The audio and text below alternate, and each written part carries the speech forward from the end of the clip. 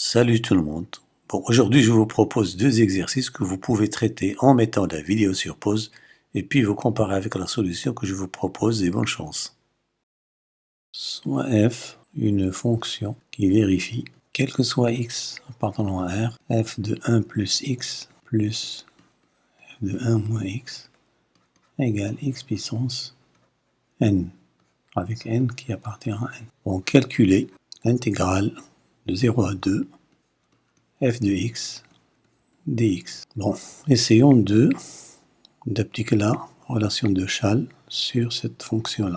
On a intégrale de 0 à 2 f de x dx égale intégrale de 0 à 1 dx plus intégrale de 1 à 2 f de x dx. Donc nous allons intégrer f sur des intervalles qui ont pour amplitude 1. D'accord?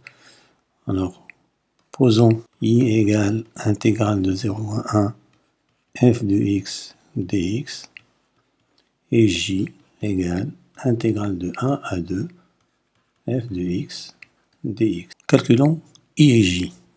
On a i égale intégrale de 0 à 1 f de x dx. On va procéder par changement de variable pour faire apparaître le 1 moins u et 1 plus u. On pose x égale 1 plus u. Donc quand x vaut 0, implique que u vaut moins 1. Et quand x vaut 1, implique que u vaut 0. Donc,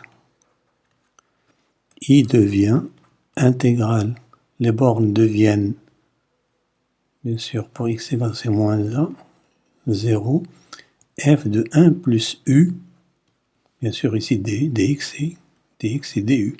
Ça ne change pas. Pour j, on a j égale intégrale de 1 à 2, f de x dx. De la même manière, on pose x égale 1 moins u. Donc, pour x égale 1, on a u égale 0.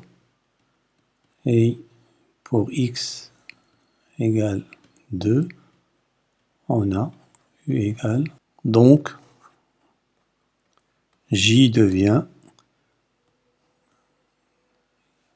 ici intégrale, les bornes deviennent, ici quand x vaut 1, u vaut 0, donc ça fait 0, ici moins 1. dx c'est moins du, donc c'est moins ici. Ici f de 1 moins u du. Donc on intervertit les bornes, ça devient moins 1, 0, f de 1 moins u du. Donc notre intégrale 0 de f de x dx devient, i c'était intégrale de moins 1 à 0, f de 1 plus u du plus intégrale de moins 1 à 0 f de 1 moins u du. Donc on peut faire sortir l'intégrale parce que l'intégrale linéaire, intégrale de moins 1 à 0 f de 1 plus u plus f de 1 moins u du. Or ceci c'est quoi? C'est intégrale de moins 1 à 0 de x puissance n dx. Donc il est facile d'intégrer maintenant x puissance n, c'est x puissance n plus 1 sur n plus 1 pris entre moins 1. Donc finalement notre intégrale devient 0 de f de x dx égale, bon c'est 0 à la puissance n plus 1 c'est 0, moins, on remplace x par moins 1 sur n plus 1. On peut réécrire cette expression sous la forme moins 1 à la puissance n plus 1, c'est moins 1 à la puissance n fois moins 1, ça fait moins, enfin ça fait plus, ça fait moins 1 à la puissance n sur n plus 1. Pour la solution de l'exercice 2, bon, on rappelle cette formule-là. On a a à la puissance x, c'est l'exponentielle x ln de a.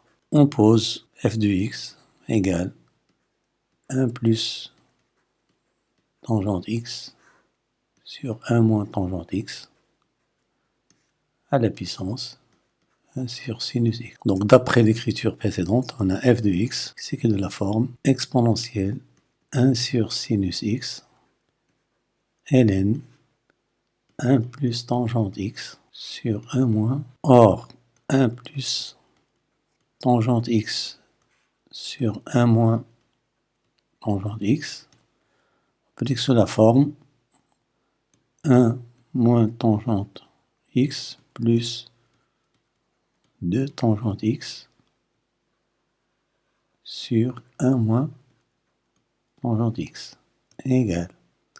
Ça fait 1 moins tangente x sur 1 moins tangente, ça fait 1, plus 2 tangente x sur 1 moins tangente x. Donc, f de x devient exponentielle 1 sur sinus x, ln 1 plus 2 tangente x sur 1 moins tangente x. Bon, pour la limite, jusqu'à présent, on ne peut pas. 1 sur 0, c'est l'infini.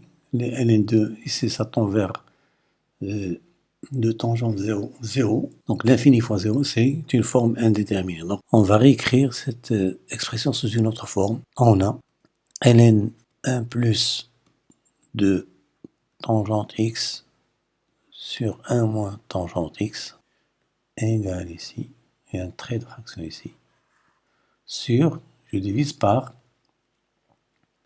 2 tangente x sur 1 moins tangente x, et on multiplie par cette quantité. Donc ça fait 2 tangente x sur 1 moins tangente x. Il ne faut pas oublier le 1 sur sinus x. Sur fois ici 1 sur sinus x ln de 1 plus 2 tangente x sur 1 moins tangente x égale sur 2 tangente x sur 1 moins tangente x fois, ici, on sait que tangente x c'est sinus x sur cosinus x, donc ça fait 2 sur cosinus x sur 1 moins tangente x. Donc il ne reste plus qu'à calculer maintenant la limite.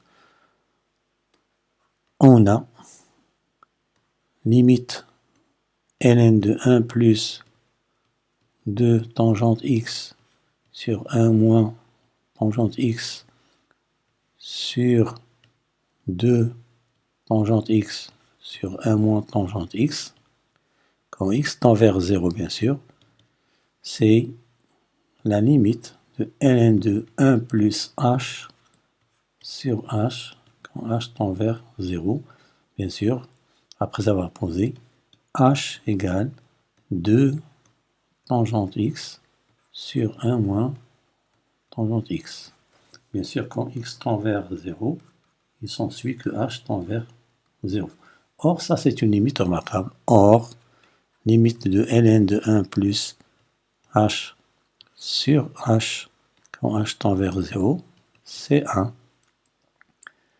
Et limite de 2 sur cos x sur 1 moins tangente x, quand x tend vers 0, c'est 2 sur 1, ça fait 2. Conclusion, la limite de f de x, quand x tend vers 0, c'est exponentielle de 2. Voilà, donc c'est terminé par la solution de ces deux exercices. J'espère vous retrouver pour de nouveaux exercices et à bientôt.